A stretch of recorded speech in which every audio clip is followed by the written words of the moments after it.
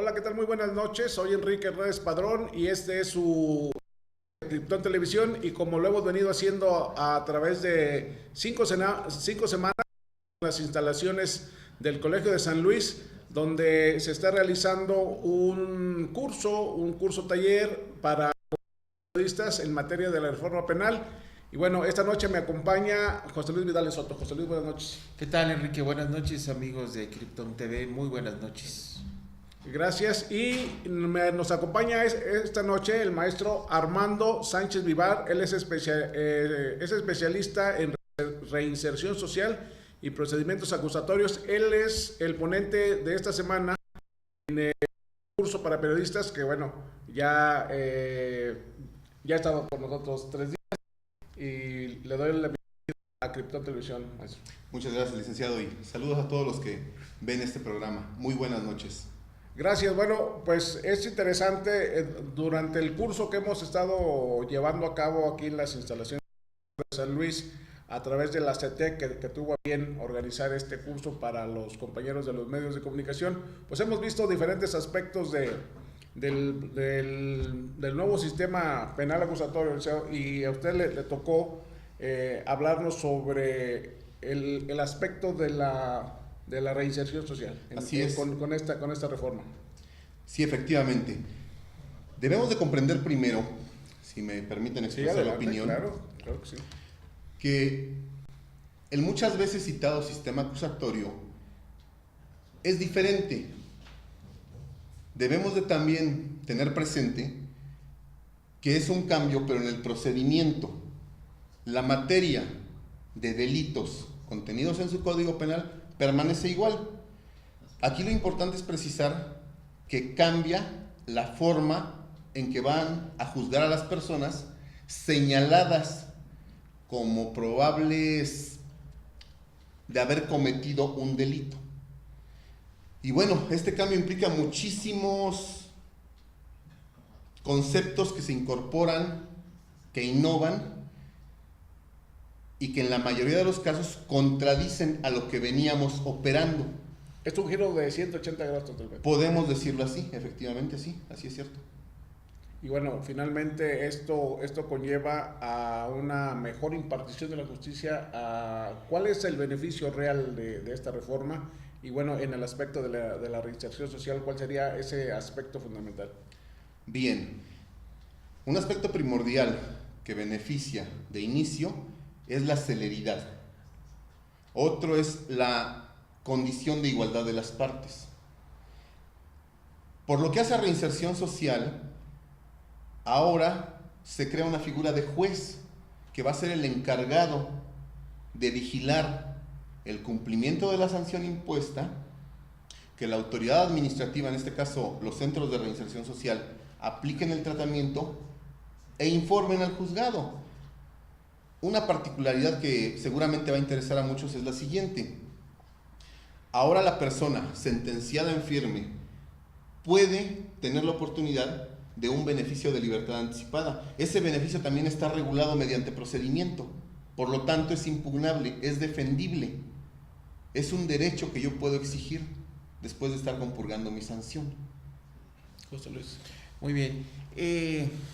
¿Por qué es importante capacitar o preparar o dar a conocer esta reforma a periodistas, a medios de comunicación? Excelente pregunta. Por lo siguiente, en este nuevo sistema procesal, repetimos, el imputado goza de presunción de inocencia. Por lo tanto, nuestro trabajo de periodismo no puede ser de atacar esa presunción de inocencia. No podemos afirmar a partir de que esté detenido que ya cometió el delito. Claro que no. Entonces, como que es en ese punto donde empieza el parteaguas para quienes se dedican a esta noble profesión, fundamentada en el artículo 6º constitucional, la libertad de expresión.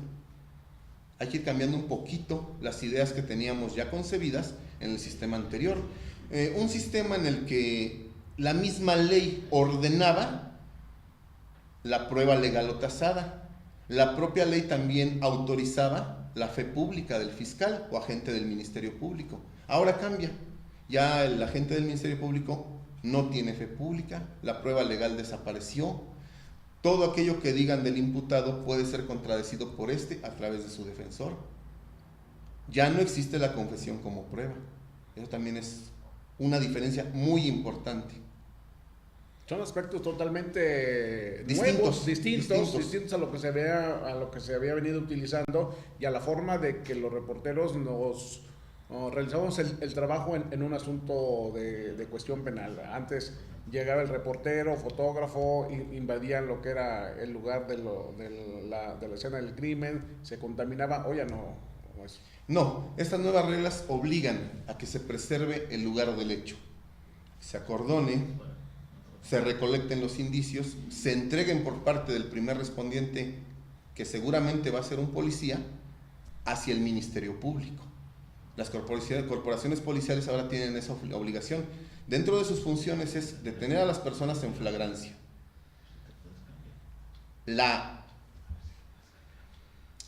¿Cómo lo llamaríamos? El realizar actos de investigación a solicitud del Ministerio Público y participar en juicio oral, regularmente como testigos.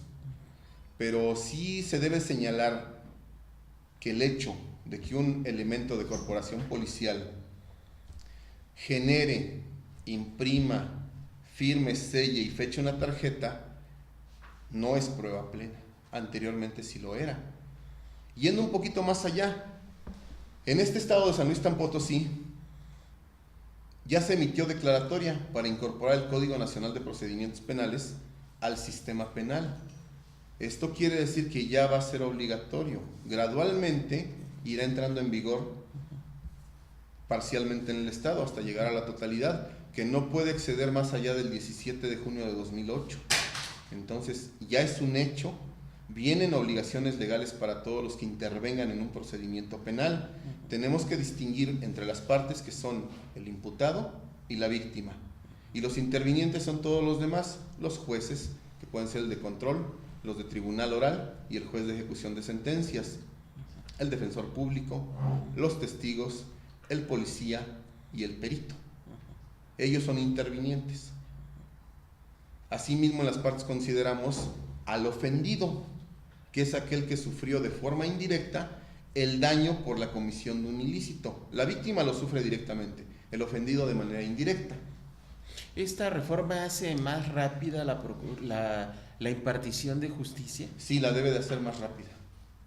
¿En cuánto tiempo estaríamos hablando? Digo, evidentemente entiendo que cada proceso, cada caso es distinto, pero si pudiéramos hacer alguna especie de símil con la anterior o con la actual forma de impartir justicia. Un esquema hipotético. Así es. Bien, suponiendo que se cometió un delito y la persona es detenida en flagrancia cometiéndolo, el policía lo va a remitir al Ministerio Público. Esto puede tardar máximo 24 horas, por lo regular es menos. El Ministerio Público tendrá 48 o 96 horas para consignarlo ante juez. El juez va a tener 72 horas o hasta 144 si solicita ampliación del imputado para determinar la situación jurídica. Aquí ya estamos hablando de máximo 10 días, 11 días, contando la detención.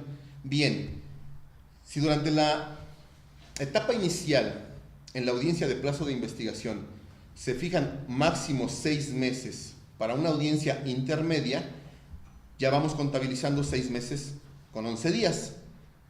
Después de la intermedia, tenemos 20 días, de 20 a 80, para llegar a juicio oral una vez dictado el auto de inicio. Vamos alrededor de 9 meses.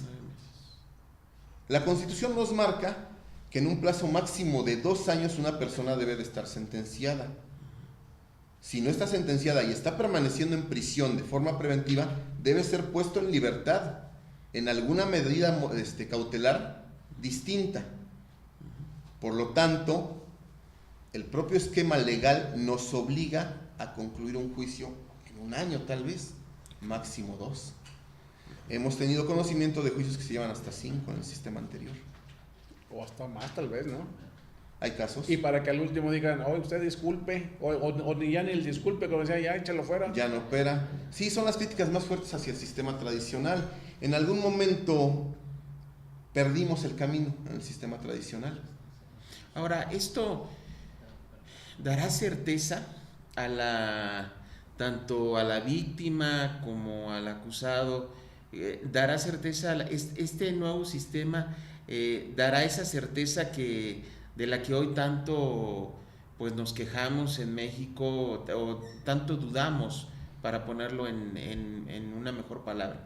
Sí, sí la puede dar, mejor dicho, sí la va a dar, porque el propio Código Nacional de Procedimientos Penales establece derechos del imputado y derechos de la víctima u ofendido.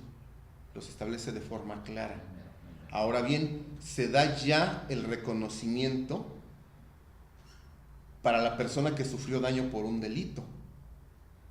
Se le debe de reparar, se le debe de escuchar, se le deben de aceptar pruebas, pero de igual manera el imputado goza de presunción de inocencia y también tiene derecho a solicitar determinados actos de investigación, porque finalmente este sistema lo que busca es restaurar los daños causados. El sistema tradicional es punitivo, castiga, en este no. Podríamos hablar de los 4 fines de este proceso. Esclarecimiento del hecho, que es muy importante, que no haya impunidad, que sean reparados los daños causados por el delito y que se proteja al inocente. Son los 4 fines y están en la Constitución. La reforma ocurrió el 18 de junio de 2008 y tenemos un plazo ordenado por la Constitución de implementar el sistema acusatorio en todo el país en máximo 8 años. Respecto al estado de San Luis Potosí, tomemos en cuenta que la declaratoria se emite en este año y si hacemos cuentas para el 18 de junio de 2016, estamos hablando de menos de 2 años, año y meses. Le hecho, año 8 meses. Hasta donde vamos al corte ahora, había un dato por ahí a nivel nacional de que son 19 los estados, incluidos San Luis Potosí, los que han iniciado ya con este... Que se han sumado a incorporar el Código Nacional. Así es. San Luis es de los últimos, por así decirlo, hasta ahora. Ha habido algunos como Chihuahua, Zacatecas, Oaxaca, si no mal recuerdo. ¿Cómo ha funcionado este cambio? ¿Se han ido adaptando o ha habido resistencia a este cambio? Que finalmente se tendrá que vencer esa resistencia que pudiera existir porque ya no hay marcha atrás. Sí ha habido resistencia, incluso de la misma sociedad. Es en general.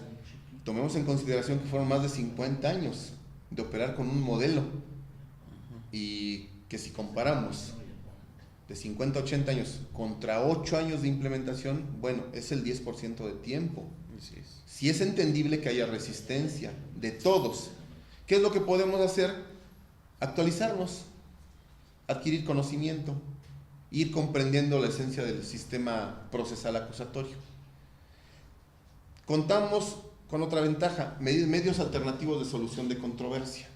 Esto es, dependiendo de la característica de cada delito que se le imputa a la persona o a las personas en su caso, podemos hablar de un acuerdo reparatorio, de una suspensión condicional del proceso, a lo mejor una aplicación de criterio de oportunidad por parte del Ministerio Público y no llegamos a juicio, se soluciona antes. Podemos hablar también de un procedimiento rápido, el abreviado. Si el imputado reconoce su responsabilidad, no llega a juicio, lo sentencian 5 días después de la audiencia inicial. Esto hace lograr economías en la impartición de justicia, asimismo en la procuración. No desgastamos a la maquinaria legal, al aparato judicial. Muy bien. Hay hubo en México una película muy famosa, si lo recuerdan, en donde se hablaba precisamente de los inocentes, de gentes inocentes Presunto inocente, ¿no? Sí, presunto inocente, que pues finalmente acabaron purgando una condena. ¿Realmente se terminará con este tipo de situaciones? ¿Esta reforma realmente vendrá a terminar con este tipo de situaciones? Bien, tomemos en consideración lo siguiente y vayamos a un ejemplo de otra profesión para ver si lo puedo hacer más claro.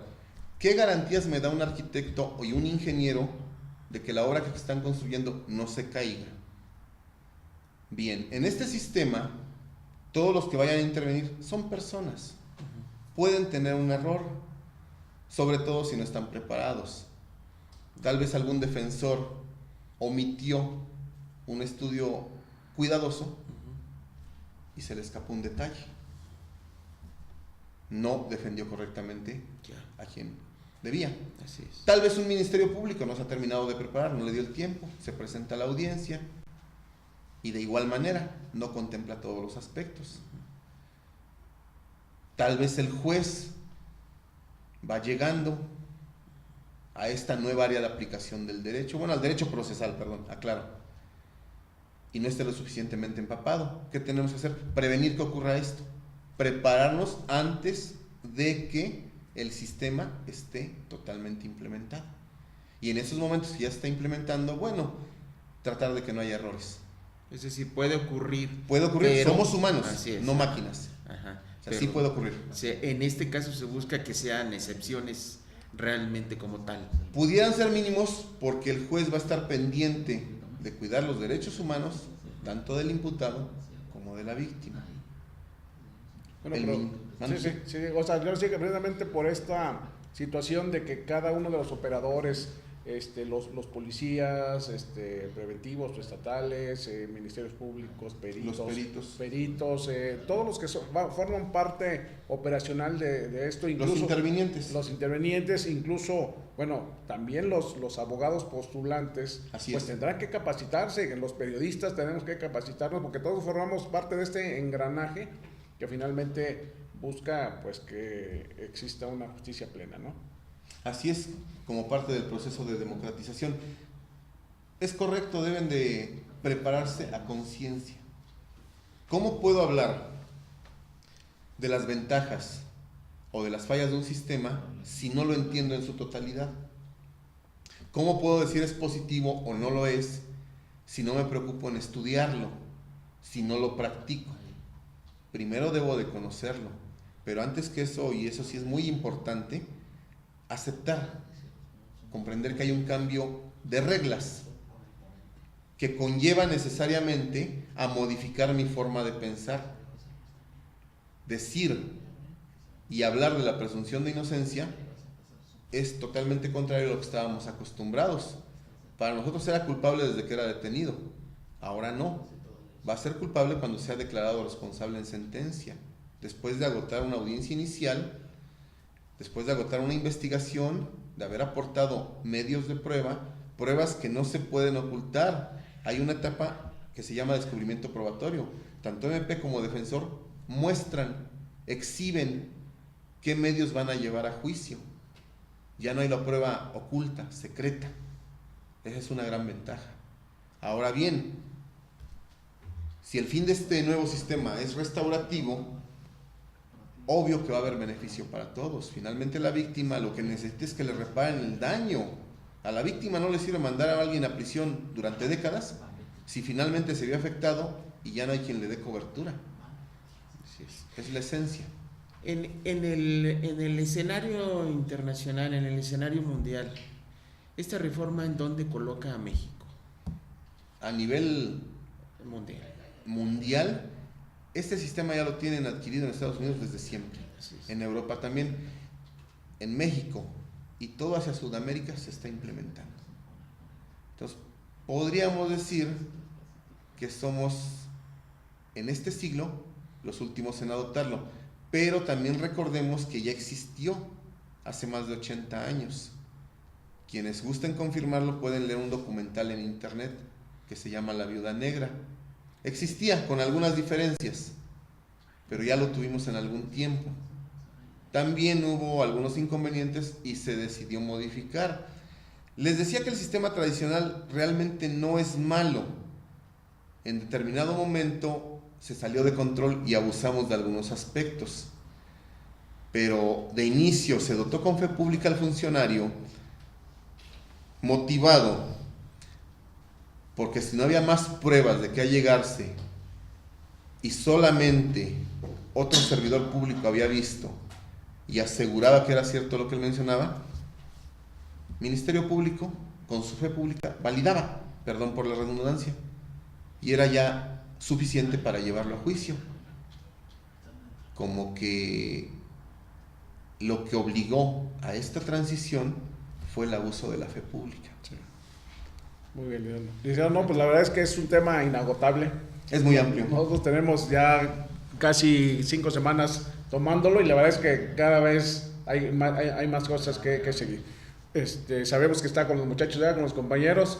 Le agradecemos a nombre de Krypton Televisión el tiempo que destinó para esta entrevista. Y bueno, pues la intención de esto es difundir todo esto para sembrar la inquietud, la semilla en la sociedad, en los cibernautas que nos ven, de que este cambio está funcionando y digo, está en operación y va a funcionar, ¿no? Al contrario, muchas gracias a ustedes y en lo que podamos servirles con todo gusto. Okay.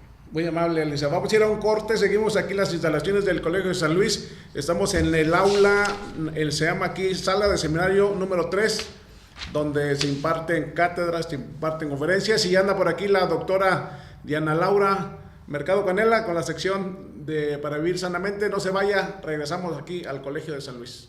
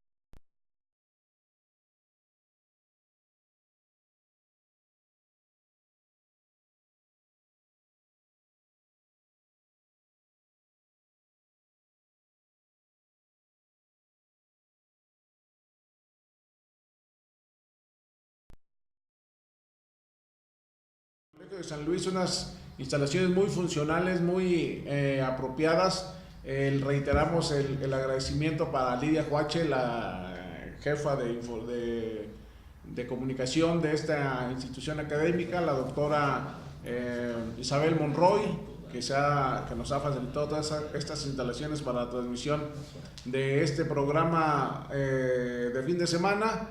Y bueno, pues ya está por aquí la doctora Diana Laura Mercado Canela. Doctora, muchas gracias por venir hasta acá, tan lejos. No, pero nos acerca, gracias, el internet nos acerca. Sí. Y bueno, es importante todos sus comentarios que nos hacen para vivir mejor, o sea, comiendo sanamente. Al menos esa es la intención. La intención es hacer pequeños cambios para que haya grandes diferencias, ¿no? A veces se entiende que comer sano, se entiende que es así como que todo un cambio de vida.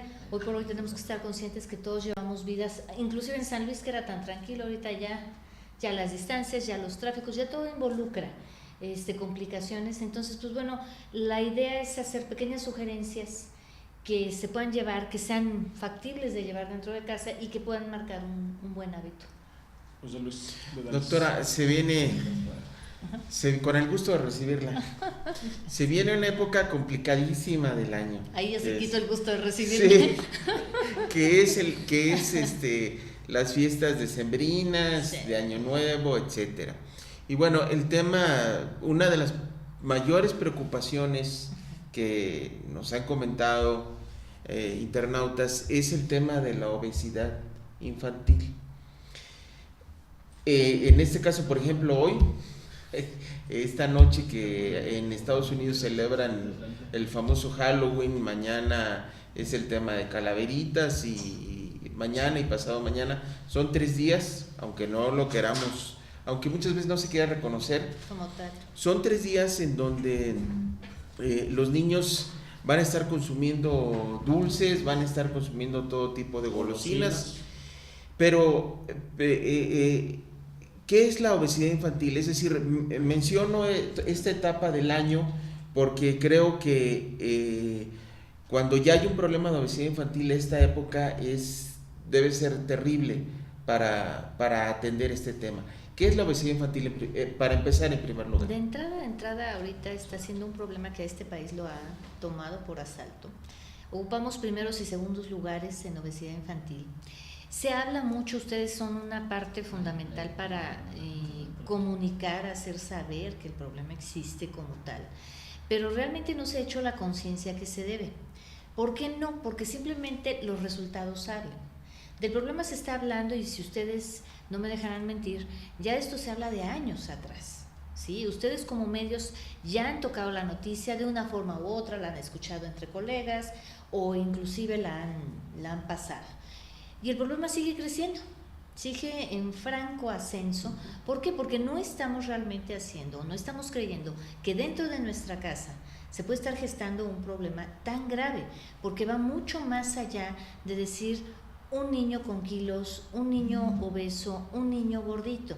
Pero doctora, antes decía que el estar gordito era sinónimo de estar sano. Exacto. Digo, ya me tocó porque pues, yo vengo de una familia donde crecíamos con las tradiciones. No, y sí, si el niño estaba delgadito, hasta Sí. era reclamo para la mamá, ¿no? O sea, dale de comer a esa criatura. Claro, exacto. Que lo tienes al pobrecito y me le recorrían todos los vitamínicos sabidos por haber del momento, de la ocasión, o los cereales fueron muy acunados por las personas de que le daban a los niños los cereales. Conocemos una famosa marca y le decían que era el niño con la marca, ¿no? O sea, entonces sí es aquí muy, muy importante hacer conciencia de que el problema no es lo mismo un niño con sobrepeso hace 30 años al niño con sobrepeso hoy por hoy. ¿Por qué? Porque el sobrepeso que cargaba esta criatura hace 30, 35 años era un tipo de alimentación que es completamente diferente al tipo de alimentación actual. Se llevaba igualmente, se podían llevar tradiciones donde había dulces, pero inclusive el consumo era mucho menor, el consumo de alimentos industrializados, harinas procesadas, era verdaderamente mucho menor. Si ustedes no mal recuerdan, ir al cine realmente no evocaba comer. Inclusive era considerado de mal gusto. Así es. Era considerado una falta de respeto. Que alguien estuviera en la sala. Estuviera en la sala comiendo.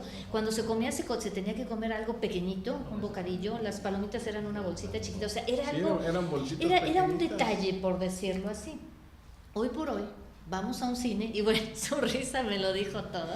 O sea, son grandes charolas desbordantes de... Y si no lleva uno la charola, se siente uno marginado Sí, ahora de ya la estás comunidad. pero Bueno, yo sí debo decir una cosa. Yo me eduqué en aquellas funciones que eran 3 películas, etcétera. Y que había corte, incluso había un corte Sí. y salías a la dulcería y lo comías Sí. en el Inter, ¿no? Pero Sí. y no había nada de esto. De ahí que efectivamente yo también hoy me preocupa sobremanera cuando veo que entran familias con niños y entran con charolas, con el hot dog, las palomitas, nachos, el refresco, los dulces, etcétera, con los niños, y dices, caramba, o sea, todo, vamos, toda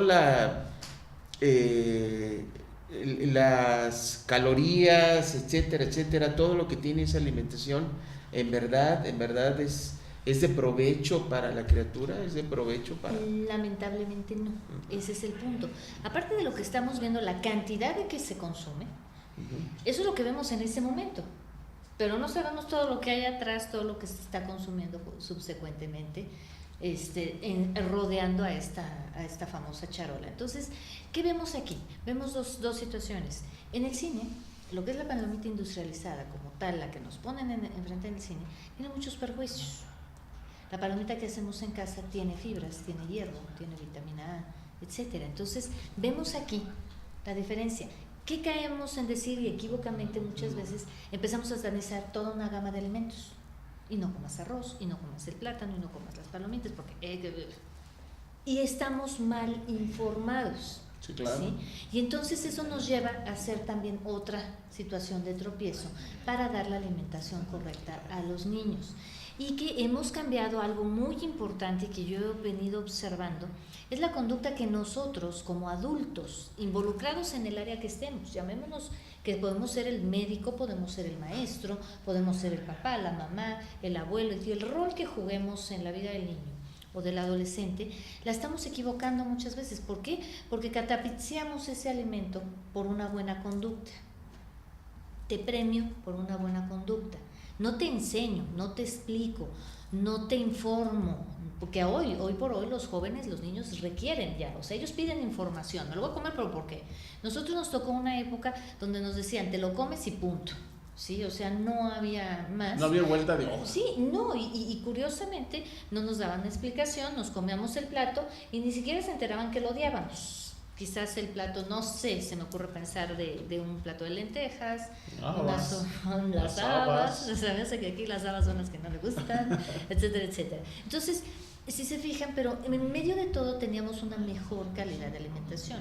El exceso de azúcares, el exceso de grasas, el exceso de harinas era mucho menor.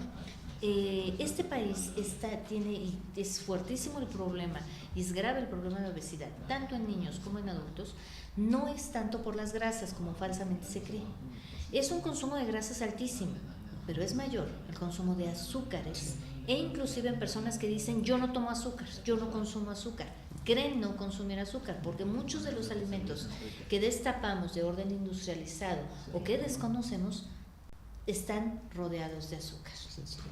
Entonces, muchos tienen presentación salada, inclusive muchos alusan ser saludables y tienen grandes contenidos de sacáridos, tienen grandes contenidos de toda la gama de fructosas, etcétera. Entonces, eso hace que obviamente tengamos altos consumos de azúcares, y este azúcar se sintetiza en el cuerpo y ¿en qué se convierte?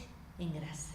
Una grasa peligrosa, una de las grasas más difíciles de sacar del organismo, y esta es una de las grasas que comen muchísimo los niños, y que muchas veces nosotros, en un afán por no trabajar, porque ahorita esa frase se ha hecho muy adoptada de, es que yo trabajo, es que no tengo tiempo, y a veces pues sí, cuesta trabajo sacrificar, no sé, el rato de la tele, un rato de descanso, para poner un lunch de mayor calidad, para hacer un platillo de mejor calidad, un poquito más temprano. A veces, caray, teniendo bien organizada una cocina, no se requiere no estamos hablando de horas, sí, estamos hablando, créanme, de 8 o 10 minutos en preparar un licuado sano que puede ir marcando la diferencia. Yo tengo dos preguntas. El tiempo se nos agota. Ya anda por aquí el investigador del Colegio de San Luis que va a platicar sobre un tema interesante, pero no quiero concluir el tema con usted, doctora, porque hay dos cosas. Uno, ¿cuál sería la recomendación básica para las amas de casa, los padres de familia, que ya ahorita lo comentamos un poco, que lo ampliara, para reducir esa falta de conciencia de mal alimentar a nuestros hijos? Uno. Y otro, en redes sociales estuvo circulando una versión, tal vez habría que confirmarla, de que una persona falleció por consumir algún tipo de producto para rebajar. estos dos temas que nos pudiera. En lo que es la segunda, podemos inclusive, si quieren, si les late, podemos ahora sí que leer bien, informarnos bien sobre lo que fue la noticia y poder abordar el tema, cómo es que sí puede suceder esto. Obviamente, una persona para que llegue a un colapso así es porque también está pasando algo, ¿no? O sea, no yo propiamente no defiendo ninguna marca, propiamente pero fue por el a veces producto. es multifactorial, o sea, pueden, ahora sí que ambas partes contribuir no es producto de la casualidad. En la primera pregunta, en cuanto a hacer conciencia, primero que nada es ver quién te está teniendo un problema en casa, quién realmente, si somos todos, realmente aceptarlo como tal y ver lo que tenemos, un problema serio, un problema grave y que tenemos que darle realmente solución. Si realmente en casa no hay todavía un problema así, prevenirlo, no esperar a que nos aterrice, porque ojo, obesidad no quiere decir también que habiendo personas delgadas estén libradas o bien libradas de sufrir las consecuencias que puede, como lo es el famoso síndrome metabólico, que es la diabetes, colesterol, triglicéridos altos, un hígado graso, hipertensión, etcétera. Entonces, aún estando delgados, tenemos que hacer conciencia de qué estamos comiendo, de cómo estamos rindiendo, si realmente tenemos la energía necesaria, si realmente nuestra piel está en las condiciones que debe de presentar, si realmente todo es una gama de detalles que inclusive, si a ustedes les parece, en la próxima transmisión, intervención, podemos detallarlas un poquito para que les sirva de referencia, ¿no? ¿Qué estoy haciendo bien? ¿Qué no estoy haciendo bien? ¿Cómo puedo empezar a corregir pequeños detallitos que me pueden empezar a hacer interesantes cambios? Y que sobre todo, yo siempre lo he dicho, nosotros como adultos tenemos que ser el ejemplo para los niños. No podemos pedirles a ellos que coman sano, que hagan X o Y, si nosotros no lo hacemos. Sí. ¿Algo para terminar con la sección, José Luis? No, básicamente una de entrada, si nos pudiera empezar a dar consejos para enfrentar estas fiestas de fin de año, este tema del primero Día de Muertos, etcétera, y de ahí se arranca el famoso maratón. Oh, sí, de hecho podemos... El Guadalupe Reyes, ¿no? Oh, sí. O el Día de Muertos Reyes. Día de y todo lo que se presenta. ¿Algún primer consejo que nos Un pudiera primer dar? consejo, tratar de buscar no quedarnos, y esto es una parte fundamental, no quedarnos sin desayunar. San Luis es una ciudad muy afecta, muy de todas generaciones, y vamos a irnos generaciones muy atrás, de quedarse sin salir de casa sin desayunar. Nosotros, a través de la transmisión que tenemos en un canal, hemos visto las diferencias que hay con simplemente hacer un licuado.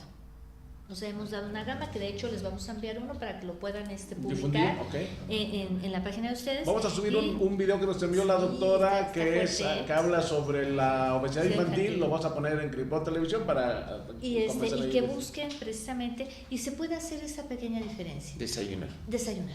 No tenemos que desayunar las grandes cantidades. Quien no tiene ese hábito, obviamente le es complicado, pero podemos empezar con una taza de té caliente. Eso ayuda muchísimo, inclusive a aquellas personas que padecen mucho gastritis, colitis, todo este tipo. No lo va a curar, pero sí va a aliviar mucho todos los procesos digestivos del día. Y podemos comenzar con una pequeña ración, pues desde un atole, ahorita que ya vienen los fríos, hasta un licuado. Esto puede empezar a encauzar y obviamente va a regular todos los funcionamientos del día, incluyendo la energía, que también es uno de los problemas que mucha gente padece, el cansancio. Simplemente el cansancio crónico, no se rinde, se está en los trabajos porque se tiene que estar, pero realmente muchas veces se está en medio de fatigas muy, muy pesadas. Que provocan accidentes en algunos casos. Obviamente. Bueno, pues doctora, estamos muy a gusto aquí en la plática. Sí. Le agradezco de veras que se tomó el tiempo de venir. Consejos muy prácticos, muy buenos. Y hay mucho tema también, ¿no? Yo creo que el próxima semana habrá algo más interesante que platicar. Vamos a traerles 2-3 sugerencias para que quienes lo sintonizan agarren una hojita, sí, para que tomen apunte. Porque realmente vamos a enumerarles muchas pequeñas cosas, bemoles que vamos haciendo en casa que se van convirtiendo en malos hábitos que podemos ir corrigiendo y nos van a poder ayudar mucho con nosotros y a dar el ejemplo. Por último, su teléfono y su dirección no lo pueden localizar para aquellos que estén interesados en tomar un consejo, una consulta con usted, doctor. Estamos en el 444-829-4218 y en el 813-8859 es el consultorio y nos tienen a sus órdenes. Muy bien. Pues seguimos aquí, le agradecemos a la doctora. Al contrario, mil gracias. Le agradecemos, vamos a un corte y regresamos aquí a las instalaciones del Colegio de San Luis. Ya está aquí con nosotros el doctor Armando Hernández Subervil, que vas a platicar sobre un tema muy interesante sobre historia aquí de San Luis Potosí. Gracias y regresamos, no se vaya.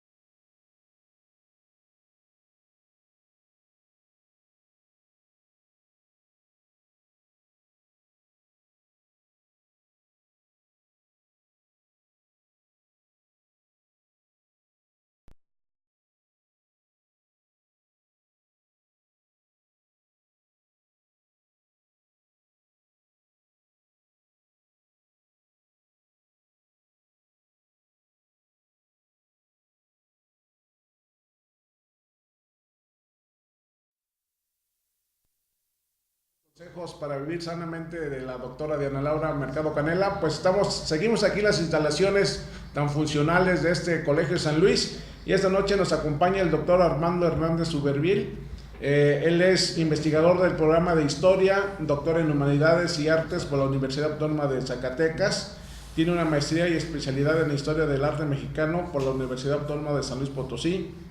Tiene una maestría en asesoramiento educativo por el Centro Universitario Villanueva, adscrito a la Universidad Complutense de Madrid, entre otras cosas. Doctor, gracias por venir a este espacio de Krypton Televisión. Estamos transmitiendo en línea, en vivo, a través de www.krypton.mx y bueno, pues en todo lo que vale este agradecimiento. No, al contrario, gracias por la invitación. José Luis Vidales. Bienvenido, doctor. Y bueno, una primera pregunta y para abrir con el tema sobre la historia de San Luis Potosí. Se viene precisamente el aniversario de la fundación de la ciudad. Así es, el 422 aniversario de la fundación de San Luis Potosí, de lo que fue el pueblo inicial de San Luis Potosí, ya este lunes. 3 de noviembre. 3 de noviembre. Sí, ¿cuáles serían los factores sociales, económicos y políticos, doctor, que rodearon esta fundación de esta ciudad? Bueno, pues podemos partir del hecho de que la fundación de San Luis Potosí tiene varias etapas, ¿no? Podemos remontarnos a 1583, cuando se establece una congregación de indígenas huachichiles, indígenas de la región, como parte de este proceso de pacificación que está llevando un personaje muy importante en la historia de San Luis, que es el capitán Miguel Caldera. Y esta pacificación de la región chichimeca, que bueno, es una región en conflicto desde 1550, la larga guerra chichimeca que le cuesta tanto a la corona española. Bueno, pues se establece esta congregación de indígenas de la región, repito, hacia 1583, y luego, un poco más adelante, con la llegada del virrey don Luis de Velasco en 1590, un año después, le autorizan al propio Caldera que mueva 400 familias de indígenas tlaxcaltecas, que hay que decirlo, bueno, pues son indígenas ya aculturados, ya que forman parte de la dinámica social española, tomando en consideración además el hecho de que pues, son los indígenas aliados de los españoles durante la conquista. Entonces estas 400 familias se van repartiendo en diferentes puntos. Los más cercanos a nosotros serán Pinos, Mezquitic y bueno, pues San Luis Potosí. Esto es a 1591. En ese momento ya se conocía el mineral de Cerro de San Pedro, pero hay un descubrimiento muy importante, el cerro que llevará por tal ese nombre, la mina de la descubridora en el Cerro de San Pedro, que va a detonar digamos un boom minero en la región, que bueno, en una época como esta, finales del siglo XVI, donde las explotaciones mineras son tan importantes, pues llega una oleada de gente de la monarquía. Y cuando me refiero a gente de la monarquía, no nada más hablo de españoles peninsulares, sino que estoy hablando de napolitanos, flamencos, griegos, en fin, todo este universo que es la monarquía hispánica, bueno, pues llegan europeos en general, tras la voz argenta de la minería, ¿no? La plata siempre llama. Y bueno, pues esto termina ocasionando que exista la necesidad de establecer un pueblo de españoles que no tenga nada que ver con ese pueblo, con ese asentamiento indígena inicial, y esto lleva a que en parte, o sea, la necesidad de un pueblo, la necesidad de habituallar, de suministrar esas minas que se están explotando, la necesidad de beneficiar, es decir, de conseguir la plata, el oro que se está extrayendo de forma ya pura, o sea, beneficiar el metal, pues hay una necesidad de hacer haciendas, de tener haciendas que estén trabajando el mineral, ¿no? Entonces hay varios elementos que se están configurando. Uno que es militar, que se deduce por el hecho de estar en una zona de conflicto, una zona de guerra, la necesidad de pacificarlo. Otro que tiene que ver con un interés preclaro que tiene la corona en cuanto a cuestiones minerales, cuestiones de riqueza en oro y plata específicamente, y la necesidad de una nueva demografía, o una demografía aumentada, pero por gente europea, criolla, por supuesto, que no tiene nada que ver con las etnias indígenas ya preestablecidas. Entonces, lo que nosotros tenemos como Fundación de San Luis Potosí en 3 de noviembre de 1592, pues no es más que la decisión que toman Capitán Caldera y otros personajes de mover a este pueblo inicial indígena, que bueno, se le ha adjudicado la famosa Plaza de Fundadores de nuestra ciudad como el punto nuclear de establecimiento, que es muy probable que así haya sido, aunque no en la plaza como tal, pero en la zona, en la región, se hubiera establecido ese primer asentamiento indígena. Bueno, pues lo que nosotros recordamos el 3 de noviembre es el movimiento que se hace de ese pueblo indígena inicial, que terminarían configurando el barrio de Tlaxcalilla, recordemos a los indígenas tlaxcaltecas, y el barrio de Santiago, compuesto por los indígenas huachichiles, ¿no? Y entonces lo que surge ahí es un pueblo de españoles, un nuevo pueblo que va a terminar ocupando lo que existía previamente, un pueblo, una congregación indígena, ¿no? Y pues tendremos el nacimiento propiamente del pueblo y minas de San Luis Potosí. José Luis. ¿Qué tan San Luis Potosí, entendemos pues que su origen fue en base a la minería, fue principalmente. En aquella época, ¿qué tan importante resultaba esta región para la corona española? Pues es el descubrimiento. Hay que considerar también dos cosas. El territorio de Nueva España está dividido en la Nueva España y la Nueva Galicia. Okay, sí. Cada una con sus audiencias, cada una con unos intereses muy marcados políticamente hablando y administrativamente hablando. Entonces el gran descubrimiento del norte de Nueva Galicia es Zacatecas. En contraparte, el gran descubrimiento minero de Nueva España, en el septentrión de la Nueva España, es San Luis Potosí. Entonces ahí juega un papel muy importante San Luis Potosí, porque va a convertirse en un polo de atracción demográfico muy, muy importante, pero también en una fuente generadora de riqueza mineral sumamente importante. Ahora, no dura todo el tiempo. El asunto es que la minería presenta una serie de altibajos a lo largo de toda la historia de San Luis Potosí, en tanto, como bien señalas, en tanto su riqueza mineral es el factor más importante dentro de su estructuración y conformación. Hay otra ventaja que tiene y presenta San Luis Potosí: es un real minero que no le supone una gran inversión a la corona, no le supone a la monarquía un gran gasto, porque es poco en realidad los materiales o los elementos extra que se tienen que aportar para beneficiar el metal.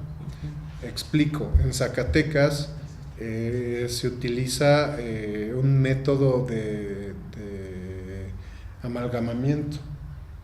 Se necesita, para poder extraer de la piedra todo el mineral, todo el metal,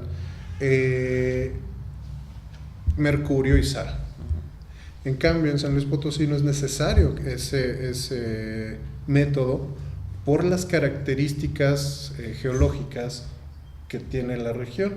Entonces basta el método de fundición, es decir, carboneras, lo cual desafortunadamente hace que se deprede muy pronto los bosques circundantes, por la necesidad de estar generando carbón. Entonces esto hace que sea barato en realidad extraer mineral. Entonces le conviene bastante a la corona mantener estas minas y tratar de potenciarlas en todo momento. Doctor, en la época del virreinato, que es una de las épocas cumbres de la Nueva España por acá, ¿cómo eran los grupos de poder en esa época aquí en San Luis Potosí? ¿Cómo funcionaban? Y si esto pudiera tener alguna relación con los tiempos actuales, si hay alguna traslapación. No creo que existan son circunstancias muy, muy distintas, vamos, partiendo del sistema de gobierno, un sistema monárquico, y ahora estamos en una república, por supuesto. Entonces hay formas de manejo distinto. Respondiendo a lo inicial, ¿cómo son los grupos de poder? Bueno, pues los grupos de poder están conformados precisamente por los mineros. O sea, San Luis Potosí no va a ser ciudad sino hasta mediados del siglo XVII. Entonces lo que hay es un consejo de vecinos que cuando pueden compran los cargos que existían, pero es prácticamente un consejo de vecinos que está fuertemente influido por la Diputación de Minería. Entonces la Diputación de Minería tiene un poder impresionante. ¿Esto a qué nos lleva? Pues nos lleva a que los grupos de poder se fincan, al menos en estas regiones que son tan lejanas del centro operativo del virreinato, se fincan en las élites locales, que son las que tienen minas, el comercio, los que manejan el comercio, en fin. Entonces esos son los verdaderos grupos de poder al inicio. Ahora, hay figuras importantísimas. El primer alcalde que tiene San Luis Potosí es don Juan de Oñate, aquel personaje que terminaría después explorando Nuevo México. Bueno, este señor proviene de una familia muy importante de Zacatecas, tiene cargos importantes en Ciudad de México y termina siendo el alcalde mayor de San Luis Potosí, el primer alcalde mayor.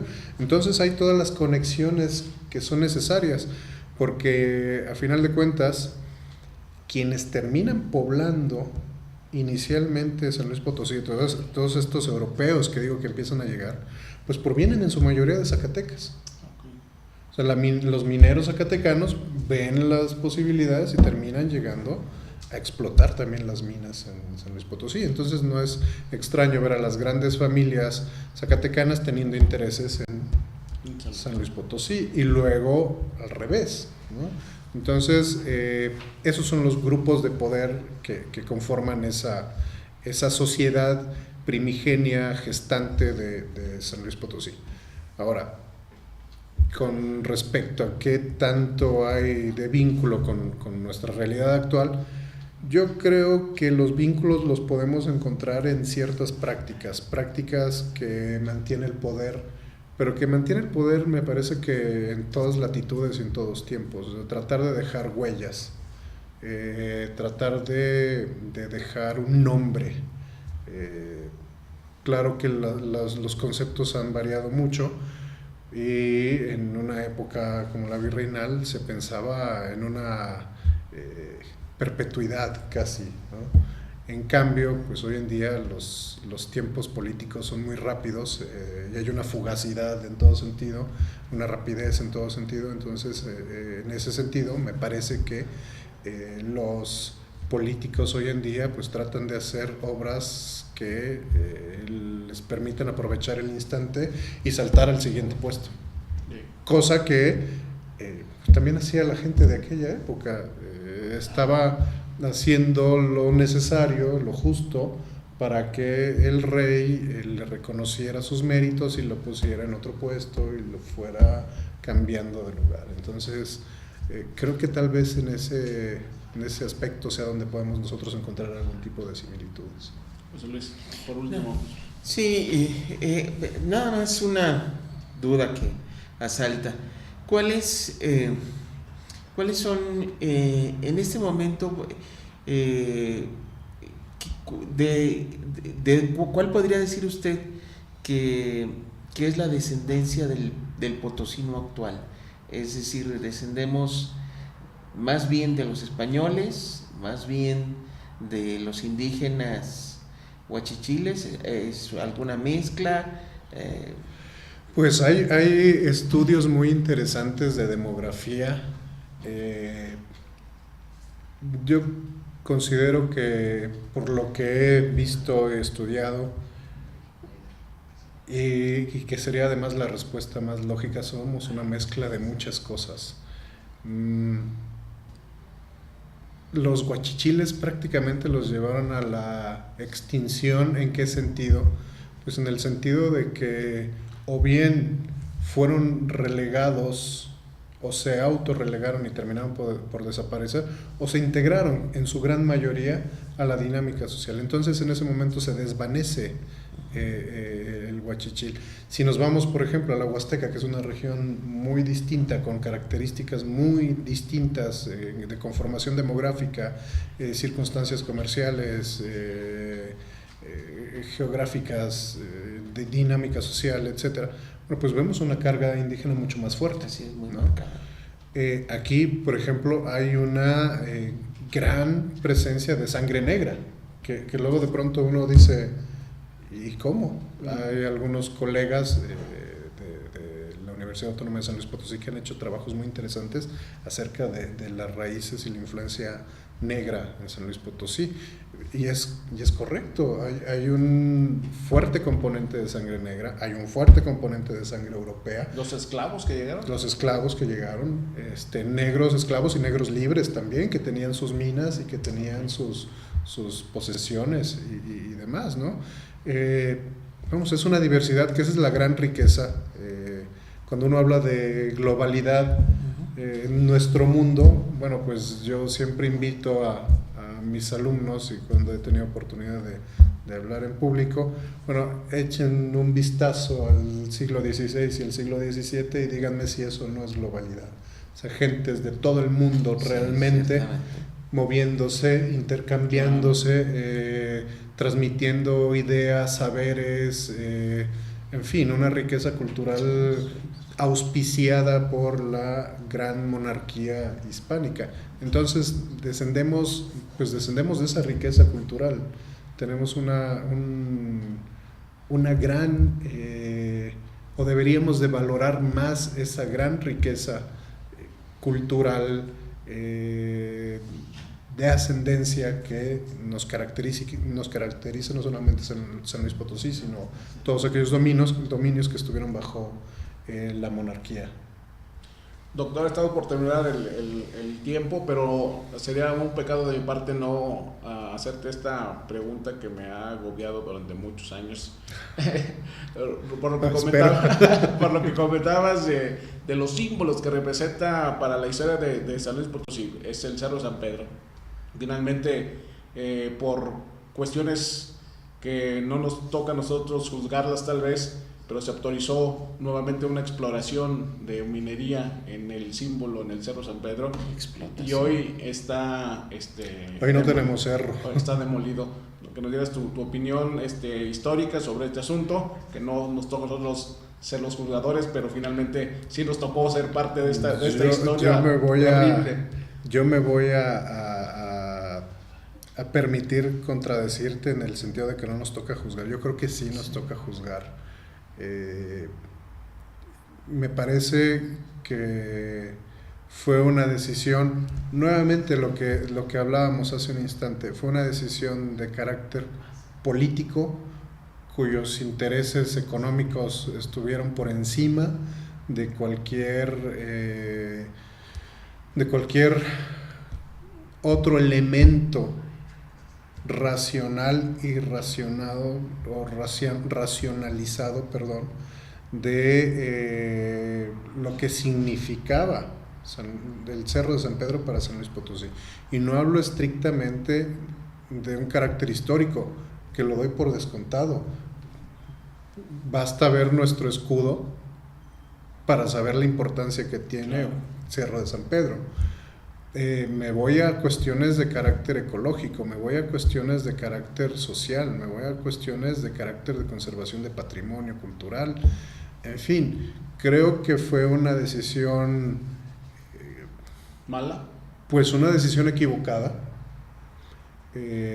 sobre todo porque pues ahora vemos que hay un cerro que ya no es tal. Un socavón, un cráter, literalmente, una serie de terreros ahí,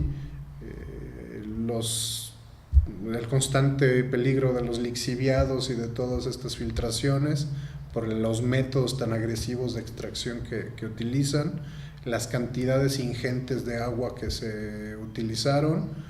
En fin, creo que es una depredación, pero es una depredación que estamos viendo en muchos países latinoamericanos, en muchos países africanos, y que me parece, y es una opinión muy personal, que obedece en gran medida a los intereses poco reflexivos de una clase política a veces, o de unos individuos pertenecientes a una clase política que están influidos más por intereses económicos que por realmente hacer algo por una sociedad que es la que los tiene y los pone en el lugar en el que está. Pues era Esa era mi reflexión, es la que escucharla. Muy interesante realmente, José Luis, todo esto de la historia y bueno, el posicionamiento que hace sobre realmente la desaparición del Cerro de San Pedro. Doctor, muchas gracias por haberte quitado el tiempo de tu descanso. Gracias, Krypton Televisión está ahí y bueno, seguimos aquí, seguiremos todavía 2 semanas más transmitiendo desde el Colegio de San Luis. Muchas gracias, buenas noches. Gracias, José Luis. Gracias, buenas noches. Buenas noches.